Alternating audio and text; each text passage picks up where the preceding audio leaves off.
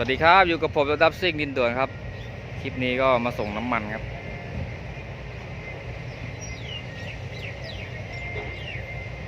บีบด้วยกระรอดบีบด้วย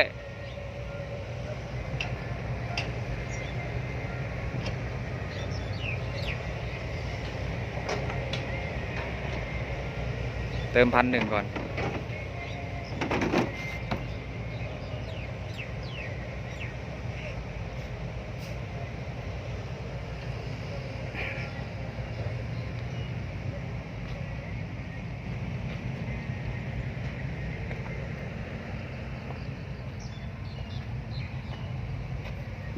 จอดอยู่เลย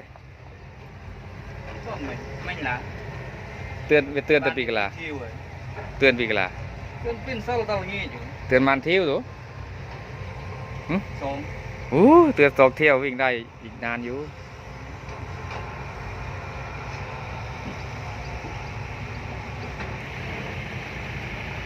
CX เสียโก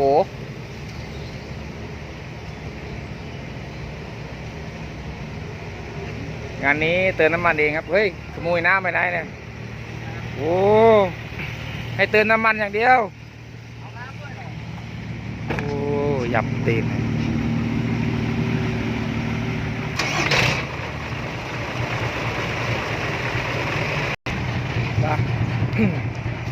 ลุยได้ครับ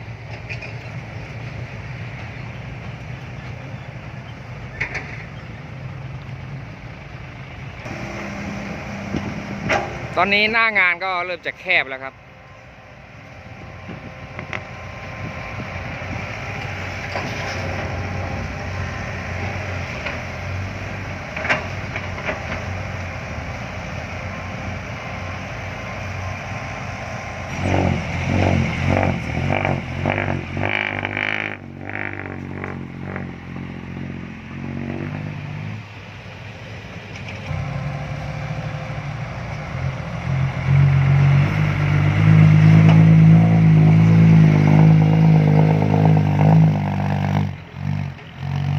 ไปวนเพิ่มครับลูกเพเฮ้ยทีมงานไหนวะเนี่ยรถใหม่เหรอเนี่ยสีใหม่เอี่ยมเลยครับ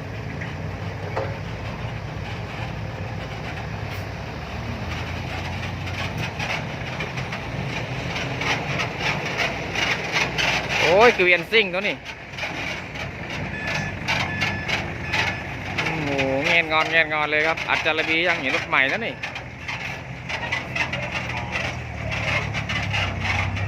โอ้รถใหม่ดิ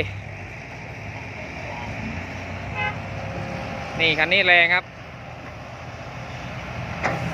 ขึ้นบ่อนี่ลงมาเลยก็ได้นะเนี่ยไม่ต้องขับก็ได้ครับปล่อยคันเร่งมันก็ขึ้นเองครับคันนี้นั่นโชว์แล้วเกียร์3ได้ไหมได้แต่เกียร์2ครับเบิ้ลหน่อยเสียแอก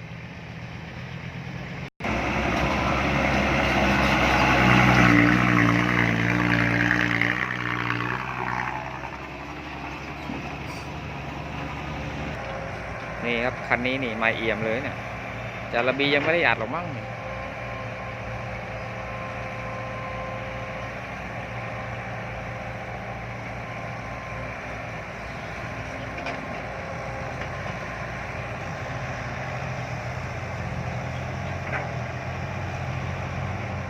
ตอนนี้ก็ 80% แล้วงานเหลือ 20% ครับ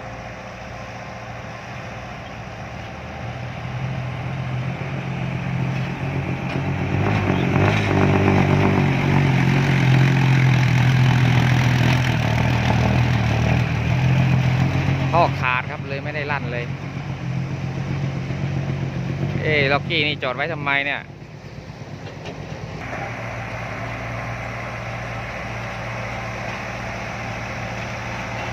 ธนบุรีโอ้วิ่งกับทีมงานธนบุรีเหรอ น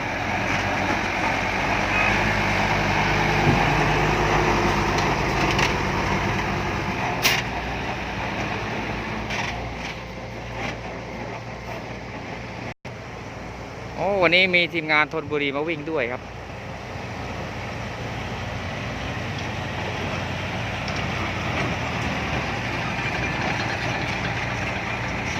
คันนี้กระบะใหญ่มากเลยเติมข้ออีกต่างหาก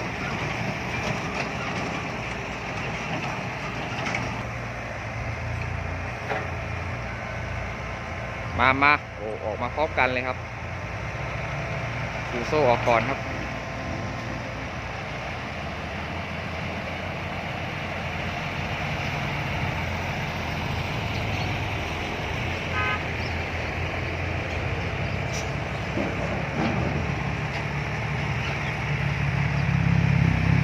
โอ้ยสบายคนทำงานห้องแอร์เด้อคนถ่ายคลิปนี่ร้อนมากเลยครับ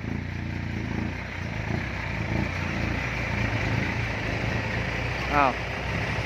มีเดก้ามาจากไหนอีกรอบนี่วันนี้ทำไมมีรถแปลกๆมาเยอะแท้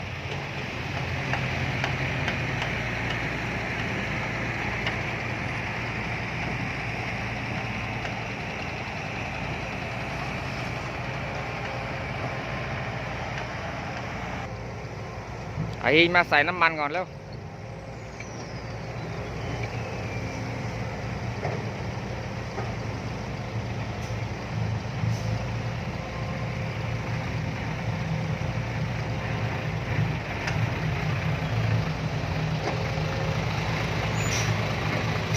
แอร์เย็นยังวะ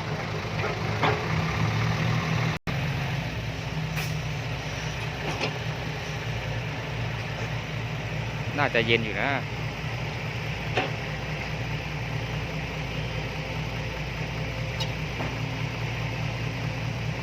โอ้เปิดประตูปุ๊บนี่กินน้ำหอมคุ้งเลยหน้าตาหล่อเหลาแอร์เย็นไหมตัดไหมตัดแล้วใช้เทอร์โมตัวไหนตัวใหม่ไอตัวใหม่นะเย็นดีไหม2 ถังพอเด้อเท่าไหร่ว่า2 ถังพอก่อนน้ำมันไม่พอกันเดี๋ยวเอามาให้ใหม่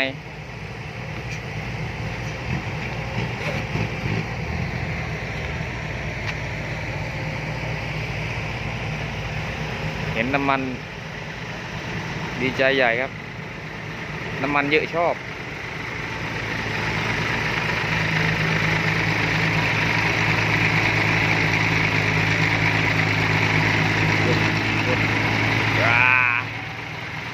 เฮ้ยธนบุรีเขาประเทศไหนวะธนบุรีเขาประเทศไหนไปทางนู้นเลย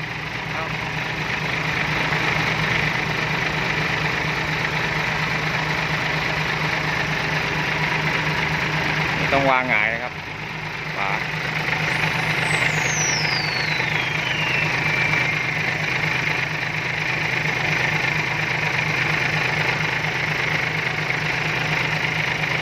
เฮ้ยห้ามหกนะเว้ยน้ำมันแพง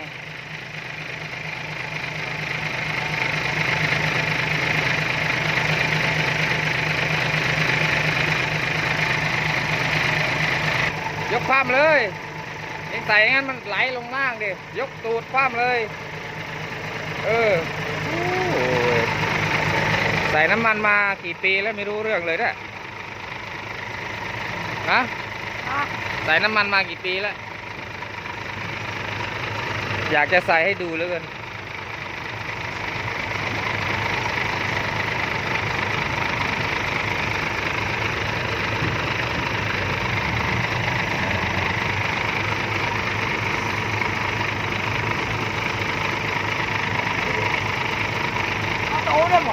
ให้1 แกลลอนไม่พอ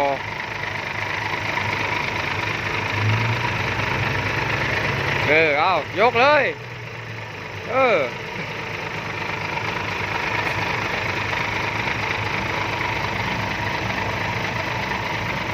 เดี๋ยวไปสัมผัสแอร์ดูหน่อยเดี๋ยวเพิ่งเปิดทำไมมีใครอยู่ข้างในเหรอเห็นมีอะไรเลย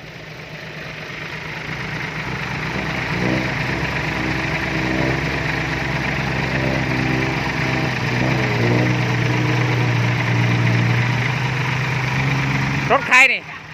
ทีมงานไหนวะอ๋อนี่นะธนบุรีนะ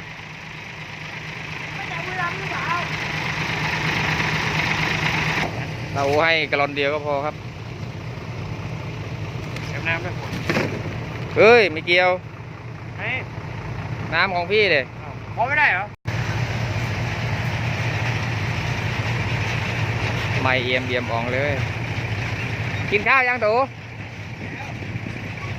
เร็วไง ของจริง ใช่เมื่อคืนนอนประโคนชัยรีสอร์ทไม่กล้าใครวะ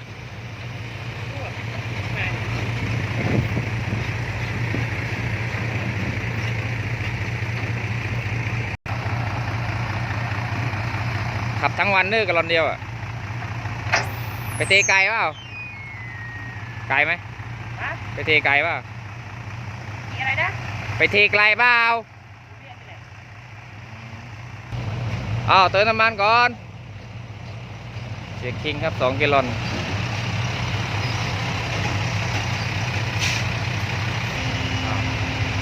เวลาเติม6 ล้อต้องยกดั้มนะครับไม่งั้นเติมไม่ได้ครับ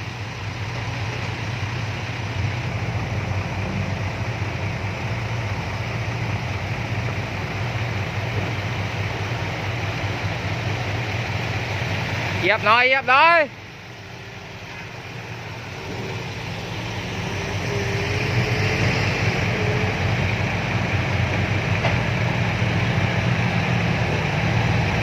ลั่นหน่อยทอทงลั่นหน่อย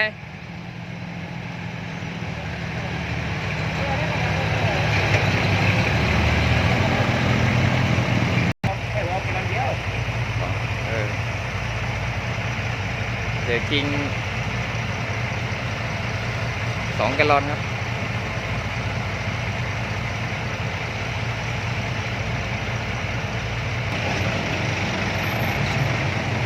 เกือบรอหลงทีมงานครับเนี่ยมาอยู่อะไรตรงนี้เนี่ย มีรถเยอะมากครับ อ้าวตังค่าน้ำมันด้วยครับลูกเว้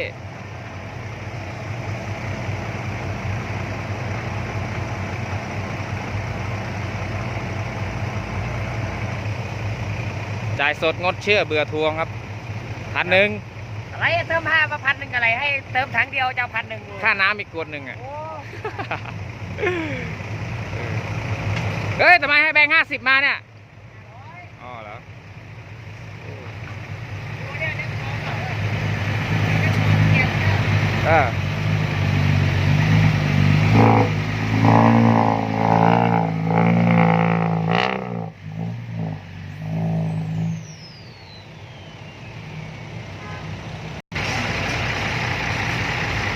อุ้ยเติมกะลอนเดียวก็พอแล้วพรุ่งนี้ไม่ได้วิ่งใช่เหรอ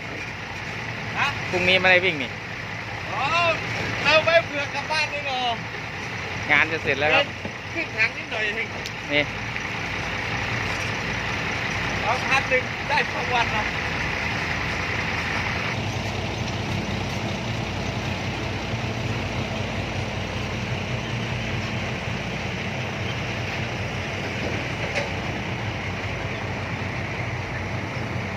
นี่ถ้าลมหมดนี่ตายเลยเนี่ยไหลลงล่างเลยเนี่ย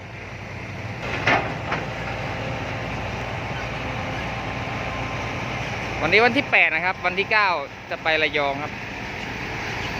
ไปงานแต่งFC มาเชิญถึงบ้านเลยครับ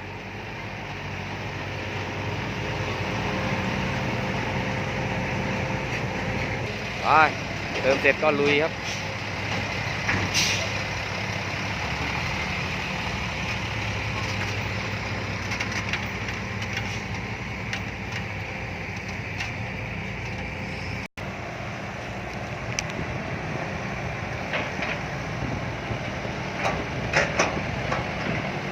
ธนบุรีครับทีมงานธนบุรีครับ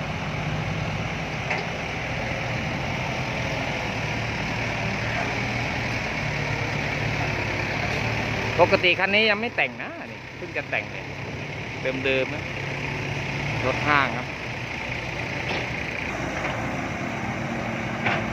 ทีมงานสอพัฒนาเนี่ยรับเงินทุกวันครับ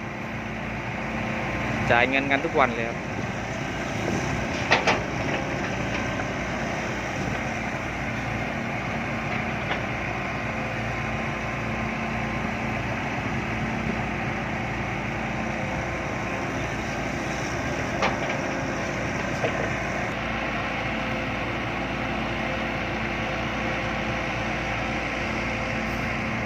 มาร์ค3คันนี้ทำงานฟืดฟาดเลยครับใช้ได้ครับใช้ได้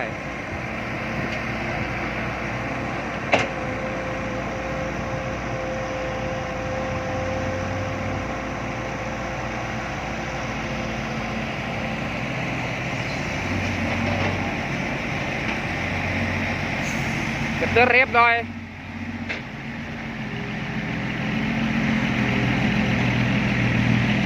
โอ้ยสงสัยน้ำมันจะหมดแล้วมั้งนี่ไม่กระเตื้อเทปเลยเว้ย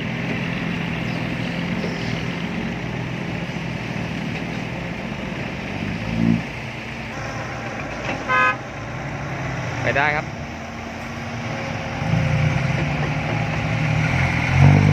ลาดหน่อย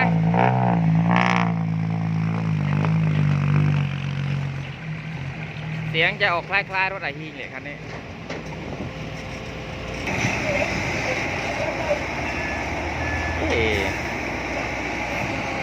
ที่ขุนเริ่มจะแคบครับแต่รถมาเยอะมากวันนี้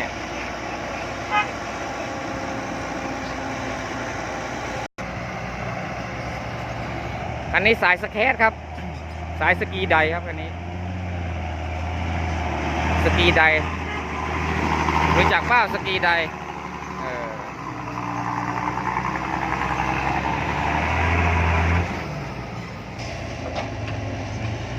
ก็คือนี่พากันสกีไดกันสนุกสนานเลยครับ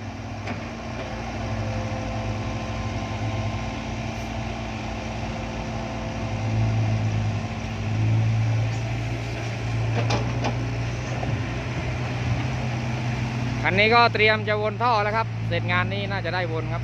สมบัติพ่อตา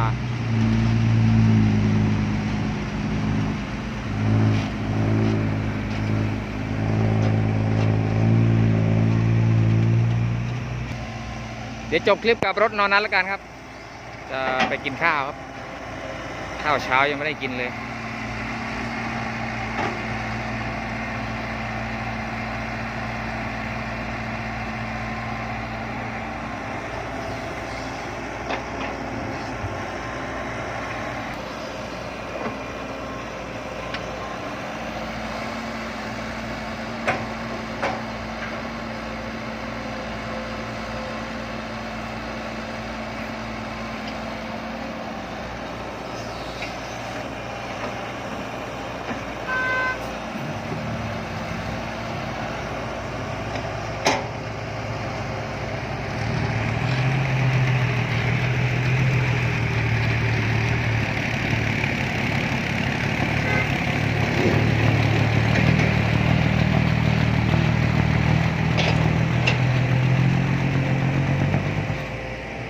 โอเคครับสวัสดีครับบ๊ายบายครับเจอกันคลิปหน้าครับผม